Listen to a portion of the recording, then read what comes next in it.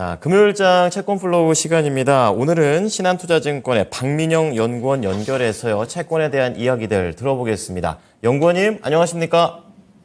네, 안녕하십니까? 네. 자, 오늘 글로벌 채권 시장 흐름 좀 한 줄로 정리를 해주신다면 어떻게 볼 수 있을까요? 예, 최근 채권 시장은 긴축 종료의 의심과 확신 사이 이렇게 정리해 볼 수 있는 것 같습니다.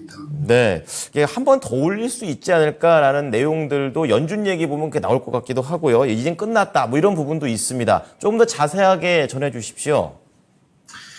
예, 시장은 5월 FOMC 이후에 향후 기준금리가 동결될지 추가 인상이 될지에 대한 관심이 많은 것 같습니다. 지난주에 있었던 5월 FOMC에서 기준금리 인상 종료에 대한 시그널을 확인했기 때문이라 볼 수 있는 것 같은데요. 성명서에서는 이게 포워드 가이던스라고 하는 추가 기준금리 인상을 예상한다는 문구가 삭제됐고요. 기자회견에서는 근본 인상에 대해서 모든 위원들이 동의를 했지만은 향후의 결정에 대해서는 동결의 무게를 두고 있다는 발언이 확인됐습니다. 2022년 3월달 이상부터 보시면은 지금 굉장히 가파른 속도로 진행됐었는데 근본 FOMC에서는 상당한 변화가 관찰됐다라고 정리해 볼 수 있습니다.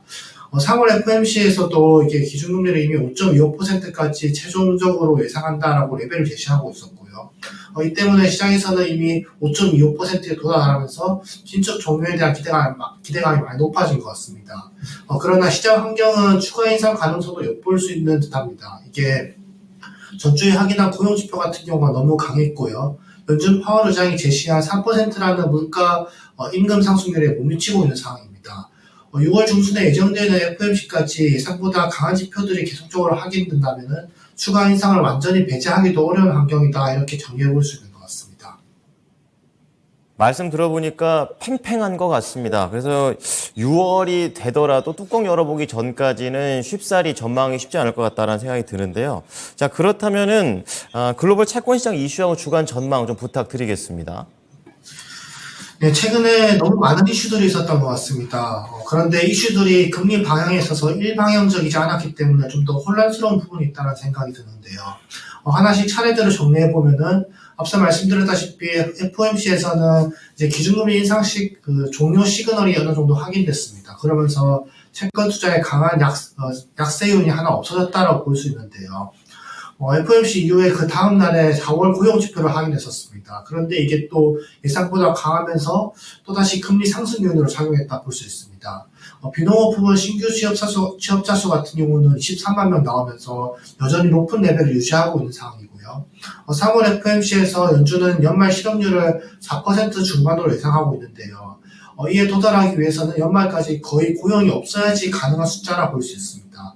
결국 긴축의 우려는 이 고용 지표가 자극하는 내용이라 볼 수 있었고요. 거기다 임금 상승률 같은 경우는 여전히 강한 모습을 보여주면서 전년 대비 4.4%를 기록했었는데요. 파월 연준 의장이 인플레이션을 유발하지 않는 적정 임금 상승률을 3%라고 언급했었습니다. 작년 대비 임금 상승률 자체가 많이 낮아졌지만 여전히 높은 레벨임은 분명한 것 같고요. 추가 인상에 대한 경계감은 잔존하고 있다고 볼 수 있는 것 같습니다. 고용지표에 이어서 이번 주 초에는 은행 대출 책임자 서베이 조사라는 게 있었는데요.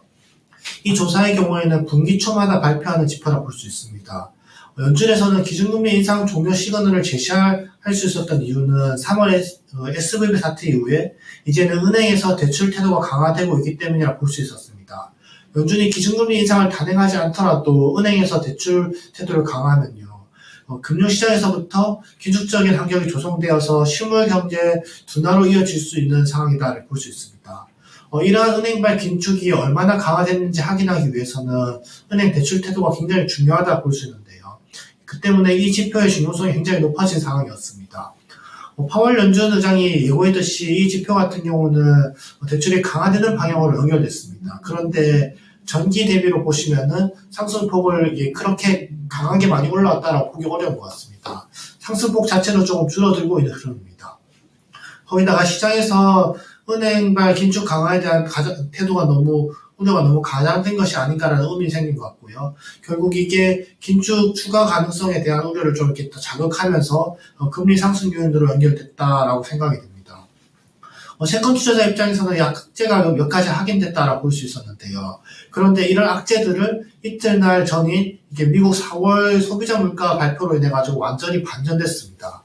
시장에서는 헤드라인 물가 상승률을 5%로 예상하고 있었는데요. 이게 시장 예상치를 하회한 4.9%로 발표되면서 디스인플레이션 지속에 대한 기대감이 많이 높아진 것 같습니다. 전월비로 보면은 0.4% 상승하면서 여전히 높다라고 볼 수 있지만은 어쨌든 헤드라인 인플레이션 지표는 10개월째 하락하고 있는 모습이고요. 내용만 보더라도 기대할 수 있는 내용들이 많이 확인이 됩니다.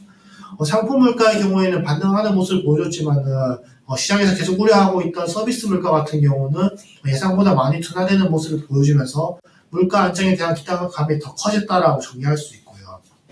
특히 연준에서 주목하고 있다는 주거비 제외 서비스 물가 같은 경우는 전월 대비 0.2% 기록하면서 예상보다 둔화폭이 컸습니다. 결국 디스인플레이션에 대한 기대감은 여전히 유효하다라고 판단되고요. 이러한 내용들을 보면은 시장은 6월, 7월 기준금리 인상 종료에 대한 기대가 더 커진 상황이다라고 생각이 됩니다. 이런 이슈랑 별개로 정치적인 이슈도 시장에서 계속 주목받고 있는 상황입니다. 지금 미국 같은 경우는 1월 19일부터 부채 한도에 꽉 차면서 특별 조치를 통해 가지고 재정을 운영하고 있는 상황인데요. 이 특별 조치를 통해 재정 소진 시점의 경우 재무부에서는 6월 1일 그러니까 X데이트를 6월 1일로 특정을 했습니다. 결국 2-3주 안에 민주당과 공화당이 협의를 통해 부채 한도를 연장해야지 미국 재무부 같은 경우는 재정 운영을 정상적으로 할 수 있는 상황이다라고 볼 수 있는데요. 그런데 결과는 장기적인 흐름으로 연결되고 있는 것 같습니다. 화요일날 협상이 있었는데 협상이 1시간 만에 종료되면서 양당의 입장차가 쉽게 줄어들지 않음을 확인할 수 있었고요. 시장의 불안을 더 자극하고 있는 상황이라 볼 수 있습니다. 초단기물 금리 같은 경우는 미국의 디폴트 가능성을 경계하면서 올라가고 있는 상황이고요. CDS 같은 경우도 이러한 디폴트 경계감으로 해서 상승 흐름을 이어가고 있습니다. 물론 최악의 상황은 협상이 되지 않는 경우인데요. 이 경우 자체는 경제적이나 정치적이나 부담이 너무 크기 때문에 민주당이나 공화당에서 이런 상황까지는 끌고 가지 않을 것으로 판단하고 있습니다. 다만 협상은 길어질 수 있다는 생각이 들고요. X데이트에 가까워질수록 장기물 금리 같은 경우는 디폴트 리스크를 반영하면서 상승할 것이라 생각됩니다. 반면에 중장기물 금리 같은 경우는 이런 상황에서 오히려 안전자산에 대한 선호 심리가 더 강화되면서 시장 금리는 하락으로 연결될 수 있다고 생각됩니다. 이게 미국 같은 경우는 이게 부채 한도에 대한 우려는 능력의 문제가 아니라 의지의 문제이기 때문에 미국 국채 같은 경우는 여전히 안전자산으로 작용할 수 있는 상황이다라고 생각되고요. 다만 이런 흐름들 같은 경우는 부채 한도 협상 이전까지 일시적인 내용이라 볼 수 있고 결국 일시적인 변동성을 키우는 요인이라 볼 수 있습니다. 타결이 되고 난 이후에는 이게 시장의 일시적인 안정을 찾을 것이라 보고 있고요. 현재 상황에서 더 중요하게 봐야 되는 것은 타결 자체보다는 타결이 어떤 식으로 진행되는 것이라고 볼 수 있는 것 같습니다. 만약에 타결이 민주당이 주장하는 대로 지출 확대, 세금 증세 확대 이런 식으로 연결되면은 단기적으로는 금리가 더 상승할 수 있는 리스크가 더 커지는 것 같고요. 공화당이 주장하는 지출 축소 쪽으로 타결이 연결되면은 금리 하락 쪽으로 무게가 더 실린다라고 볼 수 있는 것 같습니다. 다음 주 전망까지 이어서 말씀드리면은 일단은 시장 금리 하방 요인들이 좀 우위에 있는 것 같습니다. 긴축은 종료됐고 디스인플레이션에 대한 기대는 계속 지속되고 있는 상황입니다. 그러나 금리 레벨에 대한 부담은 있는 것 같은데요. 기준금리 같은 경우는 5.25%인데 시장금리 같은 경우는 3% 중반에 형성되어 있는 것 같습니다. 시장금리는 결국 실물 경기랑 연결되고 이렇게 낮은 금리가 장기화되면은 실물 수요 진화까지 연결되지 않는다면 결국 또 연준에서 매파적인 스탠스를 보일 수밖에 없고요. 결국 당분간은 연준 위원들이 시장이 기대하는 것보다 매파적인 발언을 이어가면서 시장금리 같은 경우는 크게 낮아지기 힘든 상황이다 이렇게 정리해 볼 수 있는 것 같습니다. 네. 자, 금리 관련된 변수로는 4가지. 고용, 대출, 물가지표, 부채 한도. 이 부분에 대한 거를 계속해서 팔로우 해 보겠고요. 그리고 앞으로에 대한 전망, 연준의 그런 움직임과 하방 요인들이 금리 쪽에 좀 더 있다라는 부분 잘 기억해 보도록 하겠습니다. 오늘 말씀 감사합니다. 네, 감사합니다. 네.